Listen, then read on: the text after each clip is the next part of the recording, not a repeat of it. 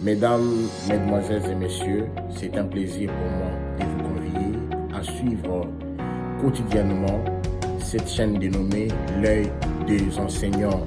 C'est une chaîne qui valorise l'enseignement, alors n'hésitez pas à vous abonner parce que c'est un cadre qui nous permettra à s'exprimer librement tout en dénonçant ce qui se passe dans notre pays sur le plan éducatif. Abonnez-vous massivement, likez, partagez avec vos proches. Que Dieu bénisse la République démocratique du Congo. Merci.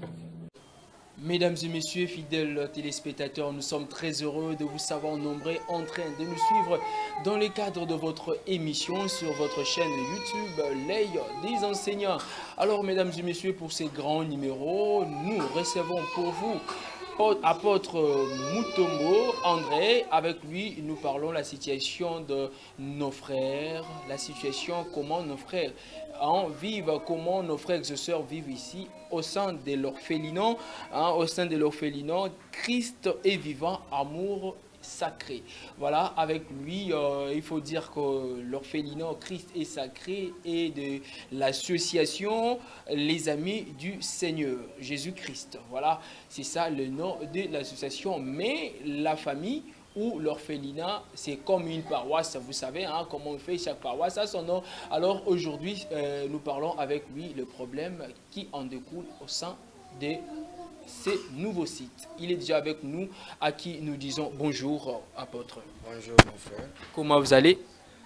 Nous allons bien et vous? Ouais, nous allons bien par la grâce de Dieu. Alors avec vous, apôtre, nous parlons de situation, le problème qui en découle ici au sein de votre foyer. Alors, avant d'abord d'entrer dans le vif sujet, alors, qu'est-ce qui vous a motivé à prendre cette grande initiative? C'est poussé par l'inspiration biblique, telle que Jacques 1,27 nous parle sur la vraie religion, pure et sans tâche, de visiter les orphelins, les veuves, les soutenir dans leurs afflictions. Étant apôtres de l'Évangile, nous sommes là pour accomplir la parole de Dieu. Donc vous êtes là pour accomplir la parole de Dieu à travers ses enfants. À travers ces enfants, ce sont les orphelins, les démunis, les vulnérables. Nous ne pouvons pas les abandonner. Ce sont les humains comme nous. Ils ne peuvent pas rester à leur triste sort. Nous devons les encourager afin qu'ils soient utiles. C'est une vocation de l'enfance. J'avais ces soucis depuis mon enfance que j'aurais à aider les gens.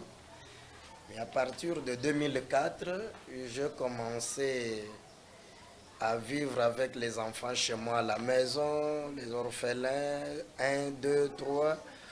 Jusqu'à aujourd'hui, on est devenu un orphelinat. Donc ça date depuis longtemps, depuis 2004 que vous encadrez ces enfants. Alors, avec quelle mission vous encadrez ces enfants? Avec quelle mission? Parce que c'est bien d'encadrer. Mais quel est votre objectif? L'objectif est de rendre chaque enfant un bon citoyen utile pour notre pays, utile pour le royaume de Dieu. Alors, quels sont les problèmes qui en découlent ici au sein de votre orphelinat? Bon, nous croisons aussi des difficultés, comme dans la vie, il y a toujours les hauts et les bas. Il n'y a toujours pas de roses chaque jour. Il y a des difficultés, par exemple,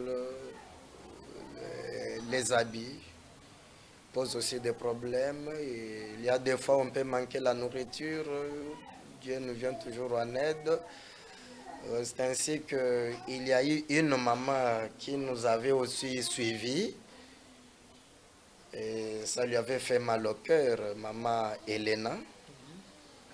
Maman Elena, c'est elle qui nous était venue en aide. Elle nous vient en aide souvent. Elle n'est que la seule dame qui nous vient en aide jusqu'alors. À part la dame qui vous vient en aide, qui vous aide à travers le petit don, est-ce que vous avez d'autres sources qui vous aident à encadrer très bien ces enfants? Oui, nous n'avons pas réellement de sources Comme la Bible dit, le juste vivra par la foi. Amen. J'ai essayé de sacrifier mon petit salaire en tant qu'enseignant pour les enfants. Volonté, les gens de bonne foi, ils peuvent soutenir ces enfants. Nous ne travaillons pas pour bâtir des immeubles ou rouler dans des belles jeeps, mais c'est pour l'avenir de nos frères. C'est nos jeunes frères et sœurs. Ils doivent être utiles pour le Congo et non être bombes à retardement.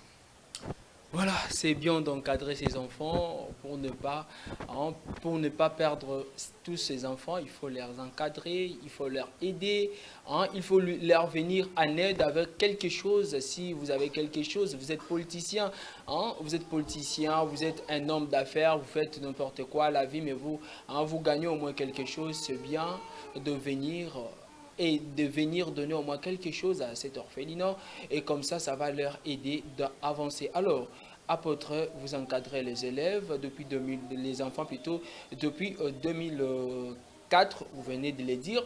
Alors, vous prenez les enfants de quel âge à quel âge?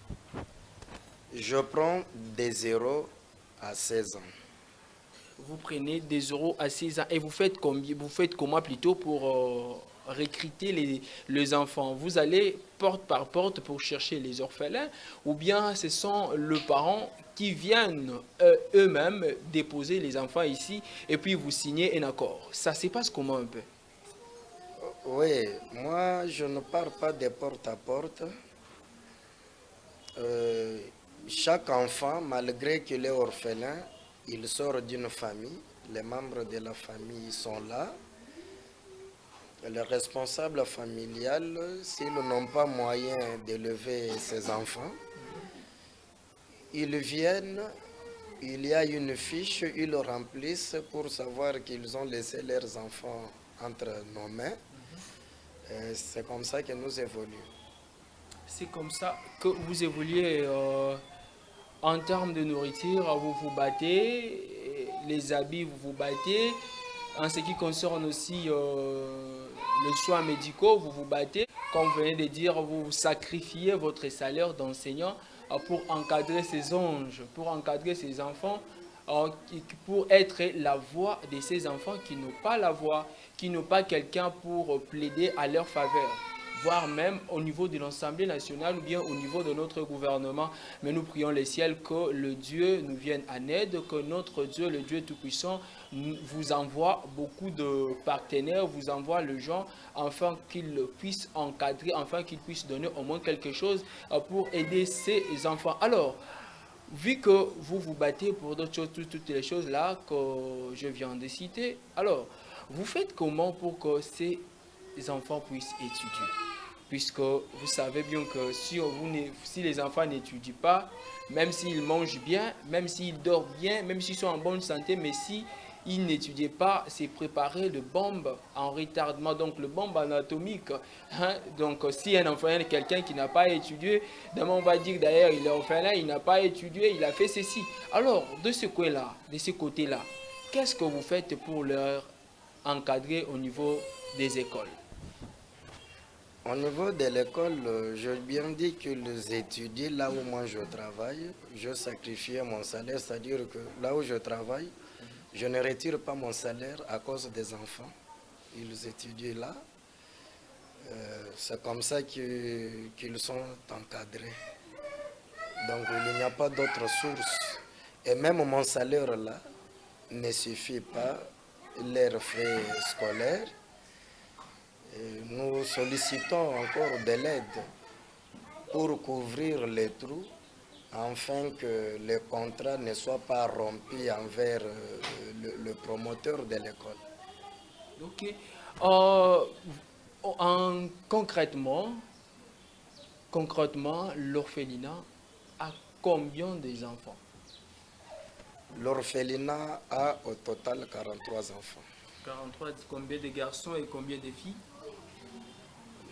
La majorité, bon, nous sommes dominés par les filles. Nous avons au moins 17 garçons Vous avez au moins 17 et garçons 26 filles. Alors, Apôtre Mtombo, à part vous, est-ce qu'il y a d'autres personnes qui vous aident à encadrer ces enfants ici au niveau de ces sites? Oui, moi et mon église, nous nous sommes engagés dans... Voilà, nous sommes arrivés presque à la fin, mais avant de nous séparer, comme je disais tantôt, je l'ai dit souvent, c'est votre chaîne YouTube, l'œil des enseignants. La façon de nous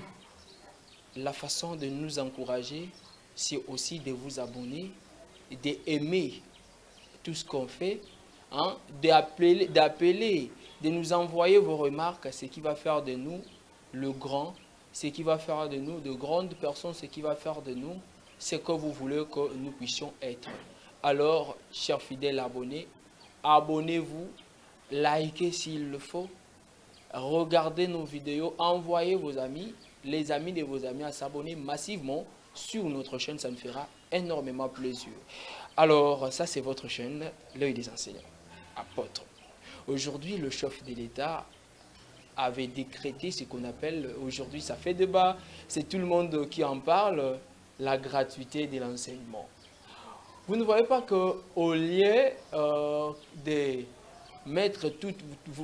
mettre vos salaires, votre salaire, voulais-je dire, pour que nos frères puissent étudier, pourquoi ne pas envoyer nos frères au sein des écoles publiques où règne la gratuité de l'enseignement? Là, ça peut aussi, c'est une façon aussi de vous aider à faire avec quelque chose, d'autre chose, voire même acheter les habits pour eux avec votre salaire, mais et ils étudient quand même gratuit. Oui. La gratuité de l'enseignement, c'est une bonne chose qui nous a réjouis, mais allez-y comprendre que ce pays a été mal géré et qu'il n'y avait pas beaucoup d'écoles publiques. Malgré la gratuité de l'enseignement, les enfants ne peuvent pas contenir les écoles publiques.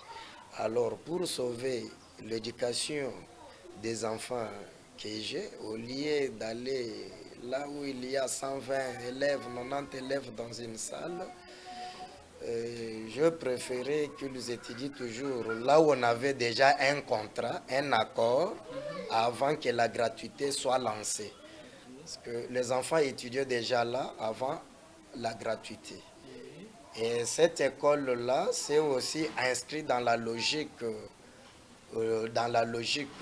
là pour devenir école publique.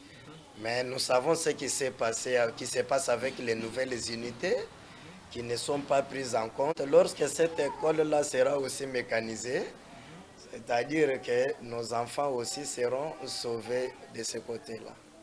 Nous ne désespérons pas. Voilà, c'est une très bonne chose aussi.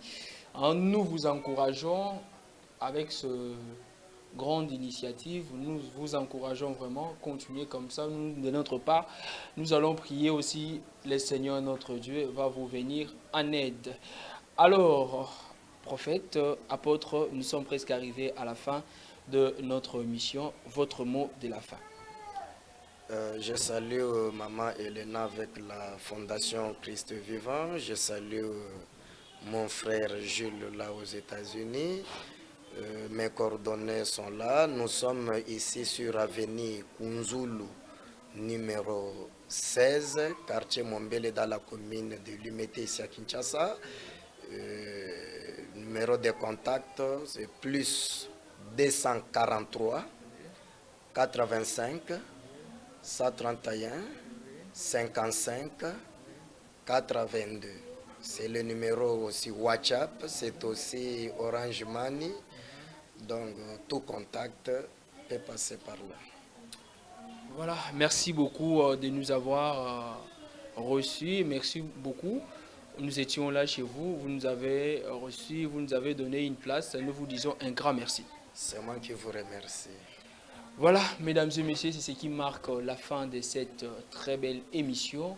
Mesdames et messieurs, ngai na lubaka mingi bandeko osala kamsala nzamba pambola yo. Toi aussi tu as des enfants. Kanisa bandeko baye bazozanga lipa, bazozanga bilamba, bazozanga au moins quelque chose à quoi. Papa moko lubaka mingi mingi alobi ete 400 mois na moninga prince tango papa ni na mama ni bazate yo pe mukolo bano baza na prince yo zate papa mususu to mama mususu ye pa okati la yo bana na prince eloko wana esalisa biso bandeko to ya kosunga baninga na biso. Et ça malamu mingi te, tu passes en route, à la route comme ça, tu vois quelqu'un, tu lui dis oh regarde Mawa, mais non, tu as rien fait. Tu dis seulement Mawa, Mawa suffit, Mawa seulement ne suffit pas. Il faut venir avec des actes, avec des actions. On a besoin des actes, on a besoin des actions. Mes chers frères, mes chers politiciens, vous êtes là, il y a de l'argent, vous avez de l'argent. S'il vous plaît, venez investir dans ce secteur. Mukola Suka, Nzambe, akokanisa yo ata na mukie oyo salaka bana na ye. Pamba te o lisu ya Nzambe. Pamba te moko Nzambe alobi ete ngai nazali lisu ya baye bazangi lisu. Nazali makolo ya ba oyo bazana makolo te, nazali liloba ya oyo azana liloba ya koloba te. Yeme ya koyeba kosalisa biso. Quant à moi, votre humble serviteur, le Messie de la presse congolaise, Bob Luboma, je vous dis un grand merci. Je dis aussi un grand merci à M. Jules Verne Nzenzuka depuis les États-Unis. Je dis un grand merci à celui qu'on appelle comme ça, ingénieur Ngondo depuis les États-Unis. Je dis un grand merci à Mamina Vangu depuis le Canada. Je dis un grand merci à Zoé Eli Massanza depuis Kinshasa, Mwana Bandala Pembe.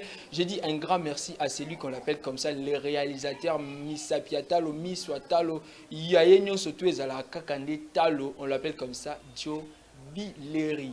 Donc aujourd'hui Joe Biden na Bileri Clinton ou Bill Clinton qui est aux États-Unis. Voilà, c'est ce que vous voilà. Au Saint-Signon surtout et Sali Kombonaye. Donc ça a été toujours un réel plaisir pour moi de vous servir et je le ferai toujours tant que je serai vivant. D'ici là, portez-vous bien. Au revoir. Ciao.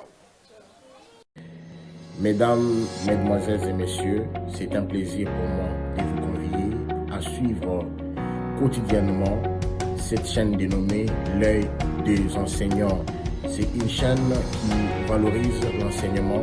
Alors n'hésitez pas à vous abonner parce que c'est un cadre qui nous permettra à s'exprimer librement tout en dénonçant ce qui se passe dans notre pays sur le plan éducatif.